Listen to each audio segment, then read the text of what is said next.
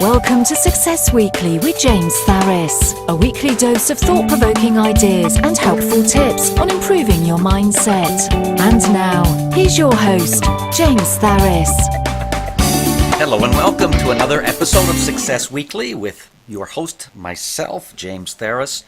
We've been kind of tearing through the book Psycho-Cybernetics, and we've got just a couple of chapters left here. Today we're going to be focused on chapter 13. How to turn a crisis into an opportunity. Now, I forget which, I think that it's the Chinese word for chaos. Actually, it's translated into opportunity. So I think that's going along the same thought process there. Don't quote me on that for sure, but I believe that's the right answer for that.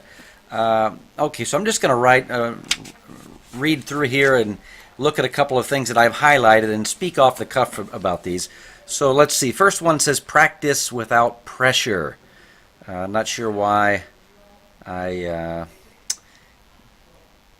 isolated just that one thought here, but let's look at the paragraph preceding it. It says, in order to perform well in a crisis, we need to learn certain skills under conditions where we will not be over-motivated.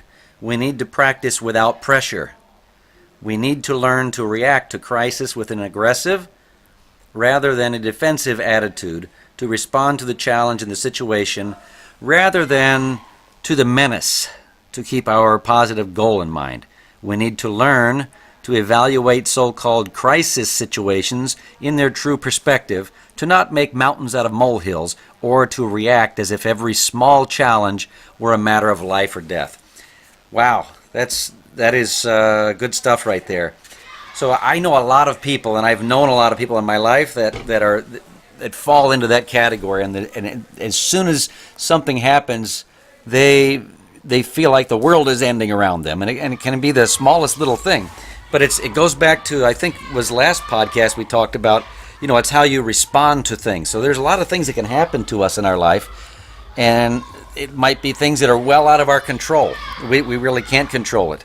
If somebody tells us they don't like us, we really can't control that, but we can control how we respond to that. If somebody doesn't like you, maybe that makes you upset to maybe you don't want to like them. That would become a choice. So you might think to yourself, maybe what is it they don't like about me? Oh, I understand why they don't like me, because I have different views on the world than they do, and my views, I'm not afraid to express them, and they don't happen to like my views, and so maybe they don't like me because of my views. I get that. And you see, so in that case, I'm not putting any unnecessary pressure on myself to respond in kind. It's more about stepping into the other person's shoes and trying to understand from their perspective as to why they feel that way. So it's the same thing in these crisis situations, though. So many people allow the smallest little thing to knock them out of the race. A couple of podcasts ago, I talked about one of my former students who was the father who was training with the two boys that came into the school. He was like a rocket scientist, or he worked on rockets, or some really high level government job, and he made a lot of money. And the moment that he had, it was due to the recession, and the moment that he had a check come in that cashed from our martial arts school, for $200 he swore he was ruined. He was finished. And not only was he not finished, he actually rebounded and ended up making more money than prior to that statement. And he ended up staying with the school for probably 3 to 4 years after that. So, that was an example of somebody that made a mountain out of a molehill that it really wasn't there. And it goes back to fear, People, false evidence appearing real. That's what fear is. And so a lot of times out of fear, we jump to conclusions because we don't have any ready answers. Nothing's there to tell us anything different. So we allow our minds to kind of come up with these crazy concocted stories that we tell ourselves. And a lot of times they're unnecessary. What's most important is to remain calm under pressure and learn to think calmly and rationally versus what comes to your mind immediately. And a lot of people will say something to the effect of, well, everybody thinks this. And when you dig into it a little bit more, you ask them, well, who is everybody? and it's probably one or two people that have said something to them, and they assume that that means everybody feels like that. So they're kind of like blowing it out of proportion again, making a mountain out of a molehill. And I see it so often. I used to do that a lot more in my youth. I've gotten a lot better about, weighing the facts and listening to multiple opinions versus one opinion, and trying to understand where the other person's coming from and why they're feeling the way that they're feeling.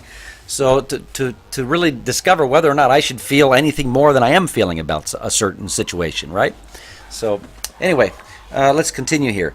Practice without pressure, and you will learn more efficiently and be able to perform better in a crisis situation.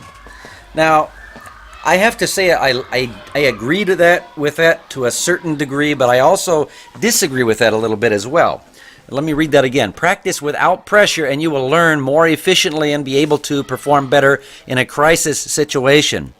Well, when it comes to self-defense, I don't agree with that. I think learning in a non-pressure situation is how we normally teach classes, but we also have to do a live role play once in a while so that a student is not taken aback when a real attack happens. It's not like they're going to respond better under pressure if they've always done it calmly and coolly. So that's one that I actually disagree with, and I think that it's important that we actually do practice with some pressure, at least the amount of pressure we're going to be expected to be able to perform in, if it were a sales situation, or if it was again, for martial artists, for a sparring situation or a self-defense on the street. We've got to at least have some training that's equivalent to that. Now, in boxing, or more in these days, like the Ultimate Fighting Championship and these cage matches and things, boxing is specifically, they had to they had to fight for 12 rounds. Some of them are 10 rounds. 10-round bouts, 12-round bouts, and I don't know if they still have them, but they had 15-round bouts. So they didn't train with no pressure. They didn't train under easy circumstances, or they never would have made the top level. They have to train extra and put extra pressure on themselves so that when they're in the middle of that match, they can relax under pressure because they've been under that pressure so often that it becomes kind of normal for them. And so I'm not sure, without reading that entire chapter again, if that's kind of what this is alluding to, but I do happen to disagree with that statement there. Let's see here. Well, he talks about shadow boxing here, and I didn't highlight any of this here, so let me just choose the first paragraph. He's talking about boxing, which is a good place to pivot here. So gentleman Jim Corbett made the word shadow boxing popular. When asked how he developed the perfect control and timing for his left jab, which he used to cut John L. Sullivan, the Boston strong boy, to ribbons, Corbett replied that he had practiced throwing his left at his own image in the mirror more than 10,000 times in preparation for the bout. Gene Tunney did the same thing, and several of these other of these guys did the same thing. So yes, it is easy practice brings better scores. That's what the message there is. And again, I agree with that to a certain point, and that's when I don't agree with it, because I think that in order to really perform well in a live situation, it's sometimes better to perform under a pressure situation that's even more pressure than what you might be performing in the real thing in. That way, it's kind of a step back for you, and it's easier. You've been there before, so we'll just agree to disagree on that. Next thing he says is, I always think about what I am going to do and what I want to happen, he said, instead of what the batter is going to do or what may happen to me. I assume he was talking about baseball. Okay. He said, crisis brings power. The secret lies in the attitude of fearlessly accepting the challenge and confidently expending our strength. No matter what happens, I can handle it, or I can see it through rather than I hope nothing happens. Difference in attitude, wouldn't you agree? Keep your goal in mind. The essence of this aggressive attitude is remaining goal-oriented.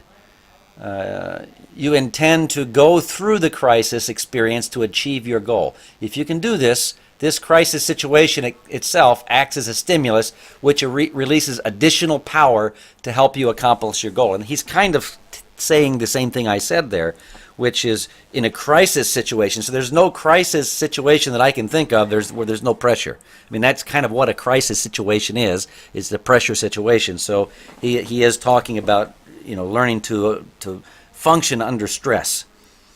And then, of course, that's where you have to keep your goal in mind and remember that. Okay, it is not the excitement per se which makes a difference, but how it is used.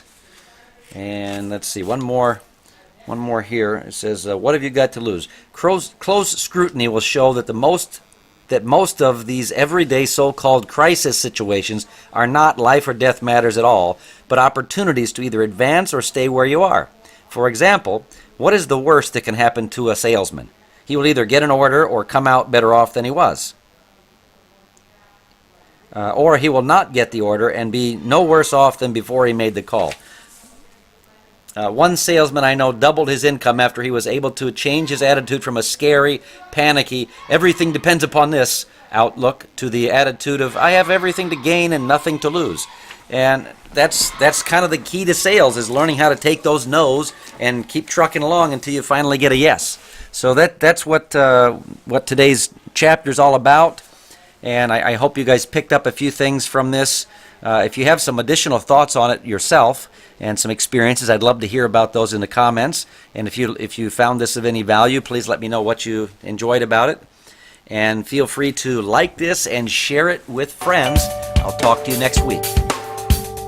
That's all for this week. Tune in next week for another episode of Success Weekly.